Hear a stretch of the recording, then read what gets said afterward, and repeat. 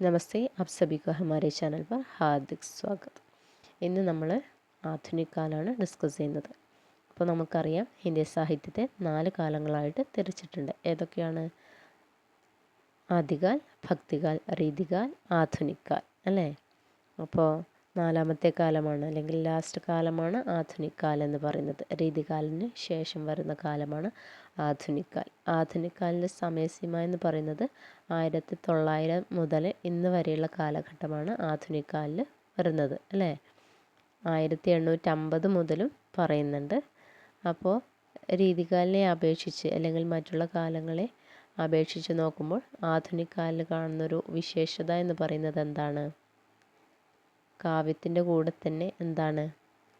ഗദ്യത്തിൻ്റെയും ഒരു വികാസം നമുക്ക് കാണാൻ സാധിക്കും അല്ലേ? ഗദ്യരചനകളുടെ ഒരു ക്രമാതീതമായിട്ടുള്ളൊരു വികാസം നമുക്ക് കാണാൻ സാധിക്കും. പദ്യ സാത്ത് സാത്ത് ഗദ്യ, കഹാനി, സമാലോചന, നാടക്, യാത്രാ വൃത്താന്ത്, രേഖാചിത്ര വ പത്രകാരിത കാ ഭി വികാസ് ഹുവ അല്ലേ? പദ്യത്തിൻ്റെ കൂടെ തന്നെ അല്ലെങ്കിൽ കാവ്യത്തിൻ്റെ കൂടെ തന്നെ എന്തൊക്കെയായി? ഗദ്യരചനകളായിട്ടുള്ള കഥകൾ വന്നു, സമാലോചന വന്നു, നാടകം വന്നു, യാത്രാവൃത്താന്തവും രേഖാചിത്രവും പത്രകാരിതയും ഒക്കെ ആധുനിക കാലത്തിൽ വന്നു കഴിഞ്ഞു. അപ്പോൾ ഒരു ആധുനിക കാലത്തിൻ്റെ മറ്റൊരു പേരാണ് ഗദ്യകാൽ അല്ലേ? ഗദ്യവിദ്യയുടെ ഒരു നല്ലൊരു വികാസം ആധുനിക കാലിൽ നടന്നിട്ടുണ്ട്. അപ്പോൾ ആധുനിക കാലിൻ്റെ ഭാഷ, ആധുനിക കാലിലെ രചനകളുടെ ഭാഷ എന്താണ്? ഖടീബോലിയാണ് അല്ലേ? ഖടീബോലിയാണ് ആധുനിക കാലിൽ വരുമ്പോൾ രചനകളുടെ ഭാഷയായിട്ട് വരുന്നത് ഖടീബോലിയാണ്. പിന്നെ പദ്യ और गद्य के വിവിധ രൂപം നമ്മൾ പറഞ്ഞു. അതാണ് നമ്മൾ നേരത്തെ പറഞ്ഞത്. കഹാനി, സമാലോചന, നാടക, യാത്രാവൃത്താന്തൊക്കെ നമ്മൾ പറഞ്ഞത് പദ്യത്തിൻ്റെയും ഗദ്യത്തിൻ്റെയും വിവിധ രൂപങ്ങളാണ്.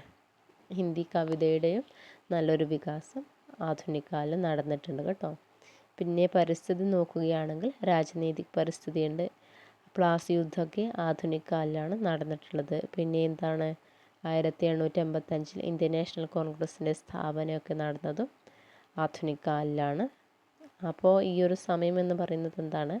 പുനർജാഗരൺ കാലം എന്നാണ് അറിയപ്പെടുന്നത് അല്ലേ? സാമാജിക പരിസ്ഥിതി അല്ലെങ്കിൽ ധാർമ്മിക പരിസ്ഥിതി നോക്കിയാൽ എന്താണ്? സമാജങ്ങളൊക്കെ നിലവിൽ വന്ന ഒരു കാലഘട്ടമാണ്. പിന്നെ ജാതിപ്രഥയുടെ വിരോധം അല്ലേ? ആ ജാതി സിസ്റ്റത്തൊക്കെ എതിർത്തിരുന്നൊരു കാലഘട്ടമാണ്. പിന്നെ വിധവാ വിവാഹം, സതീപ്രഥയെല്ലാം നിർത്തലാക്കുന്ന ഒരു സമയമായിരുന്നു ആ ഒരു ആധുനിക കാലിലെ സമയം. അതേപോലെ തന്നെ പുരുഷനോടൊപ്പം തന്നെ സ്ത്രീക്കും എന്താണ്? തുല്യാധികാരം വന്നൊരു കാലഘട്ടം കൂടിയായിരുന്നു ആധുനിക കാൽ. അപ്പോൾ എല്ലാറ്റിൻ്റെയും ഒരു പുനർജാഗരൺ കാലമാണ് ആധുനിക കാലം എന്ന് പറയുന്നത്. പിന്നെന്താണ്? ഈ ഒരു സമയത്തെ എല്ലാവിധ പരിസ്ഥിതികളും നമുക്ക് ആധുനിക കാലിലെ രചനകളിൽ നമുക്ക് കാണാൻ സാധിക്കും അല്ലെ? ജനങ്ങൾക്ക് വേണ്ടി സാഹിത്യരചന നടത്തിയവരായിരുന്നു ആധുനിക കാലിലെ സാഹിത്യകാരന്മാർ അല്ലേ? പിന്നെ ഭാഷ എന്താണ്? ഖടീബോലിയാണ് നമ്മൾ പറഞ്ഞു. ഖടീബോലിയുടെ പ്രയോഗമാണ് ആധുനിക കാലിലെ രചനകൾ കാണാൻ സാധിക്കുക. പിന്നെ ആധുനിക കാലിൽ വീണ്ടും നമ്മൾ ഡിവിഷൻ ചെയ്തിട്ടുണ്ട്, ഡിവൈഡ് ചെയ്യുന്നുണ്ട് കേട്ടോ. ആധുനിക കാലിനെ വീണ്ടും നമ്മൾ തിരിക്കുന്നുണ്ട്. ഭാരതേന്ദു കാൽ, ദ്വിവേദി കാൽ, ഛായാവാദ്, പ്രഗതിവാദ്, പ്രയോഗവാദ്, നെയ് കവിത എന്നിങ്ങനെ വീണ്ടും നമ്മൾ ഡിവിഷൻ ചെയ്യുന്നുണ്ട്, ഡിവൈഡ് ചെയ്യുന്നുണ്ട്. 2, 4, 6 യുഗങ്ങളായിട്ടാണ് ആധുനിക കാലിനെ നമ്മൾ വീണ്ടും വിഭജിക്കുന്നത്. ആധുനിക കാലിനെ 6 യുഗങ്ങളായിട്ട് നമ്മൾ പറയുന്നുണ്ട്. ഏതൊക്കെയാണ്? ഭാരതേന്ദു യുഗ്, ദ്വിവേദി യുഗ്, ഛായാവാദ് യുഗ്, പ്രഗതിവാദ് യുഗ്, പ്രയോഗവാദ്, നെയ് കവിത. അപ്പോൾ സിമ്പിളായിട്ട് നമ്മൾ എങ്ങനെ പഠിക്കും? ഭാരതേന്ദു യുഗ്, ദ്വിവേദി യുഗ്, ഛായാവാദ്, പ്രഗതിവാദ്, പ്രയോഗവാദ്, നെയ് കവിത. അപ്പോൾ ഇടയ്ക്ക് നമ്മളൊരു ഹാലാവാദ് മറന്നു പോകരുത് കേട്ടോ.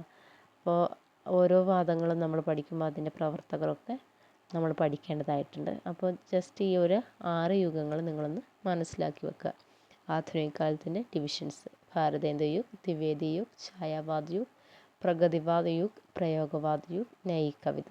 അപ്പോൾ ആധുനിക കാലിനെ നമ്മൾ പറയുമ്പോൾ ഈ ഒരു 6 യുഗങ്ങൾ നമ്മുടെ മൈൻഡിലേക്ക് വരണം. അപ്പോൾ ഇത്രയാണ് ആധുനിക കാലിനെ കുറിച്ചിട്ട് ഒരു ഷോർട്ടായിട്ട് നമുക്ക് പറയാൻ സാധിക്കുന്നത്. ഇനി നമുക്ക് ഓരോ യുഗങ്ങളും വരുന്ന വീഡിയോയിൽ ഡിസ്കസ് ചെയ്യാം. അപ്പോൾ അടുത്ത വീഡിയോയിൽ കാണുന്നത് വരെ എല്ലാവർക്കും ധന്യവാദം.